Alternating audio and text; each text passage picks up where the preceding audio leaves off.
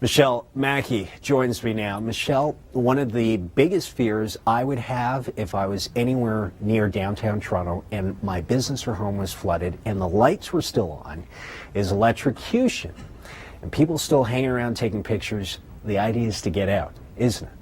Yeah, it really is, Gary. You know, we love to see your photos and your videos, but we really stress that only take them if it is safe to do so. Safety first, as cliche as it sounds, that's what we want to stress to you tonight. But let's talk about what we've been seeing on social media. We have this tweet here from Heather Vaughn, and she says, clean the leaves from storm drains. This flood vanished in seconds once the drains were clear. And of course, that is a very, very topical issue this time of year. We have so many leaves on the ground, so you do want to make sure to clean out your storm drains because they really block it up. And that's what we can see in this picture here. So it is a bit hard to see, but if you look closely, those are leaves on the surface of the water. So as you can imagine, it is going to take a lot longer for that flood water to clear up. And unfortunately, it's looking like that car is a bit of a write-off. Now, I wanted to share this party with you from TTC Welps. Now, they say foam party at Lawrence Station. You are all invited to Toronto. Now, unfortunately, they are having a little bit of fun with this tweet, but it's not much of a fun situation if you are at one of the stations that has been closed.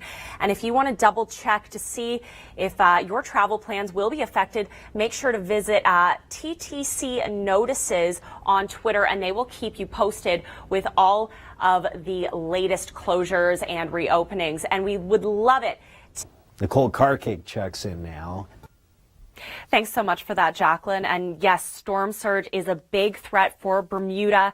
Friday evening, as Hurricane Gonzalo is on track to hit the island. It's a Category 4 right now. Sustained winds at 232 kilometers per hour. And you can really see a well-defined eye.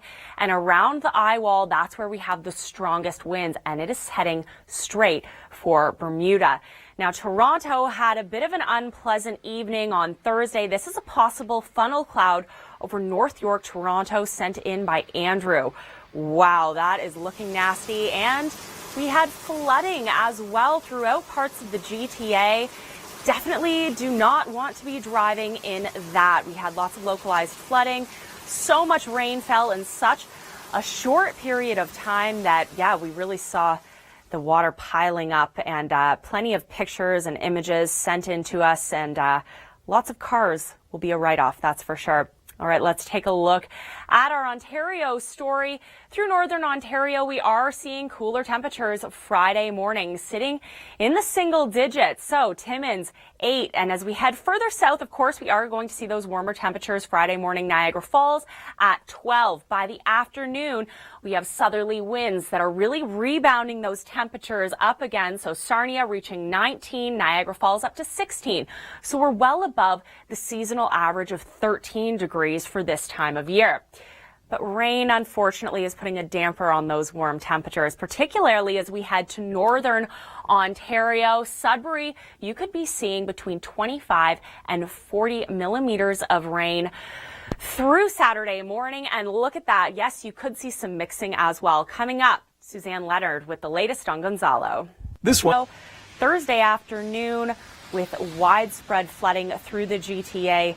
Yikes, it was nasty. We had a lot of people sending us pictures and videos of cars nearly submerged on the streets of Toronto. So really do appreciate those photos and videos, but always make sure safety comes first. Thanks so much for tuning into the Weather Network. I'm Michelle Mackey as we take a look at your Ontario forecast. Friday afternoon, those temperatures in northern Ontario are in the single digits. It will be cool.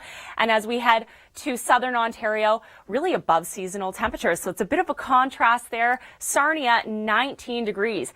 Typically for southern Ontario this time of year, we're around 13. So we're well above that seasonal average. It will be nice, but the rain is putting a bit of damper on those warm temperatures. Through southern Ontario, we will be seeing less than 10 millimeters, though. Be too bad. Now to the East Coast, where Nathan Coleman was out on the Rock, Newfoundland, asking Newfoundland residents how they're preparing for Hurricane Gonzalo. Wow, thanks for that, Natalie. And let's stick with the theme of hurricanes because right now it is prevalent. We have Hurricane Gonzalo, currently a Category 4, on track to hit Bermuda Friday around dinner time. Currently, we've got sustained winds at 232 kilometers per hour, so it is big and it has the potential to be devastating for the island.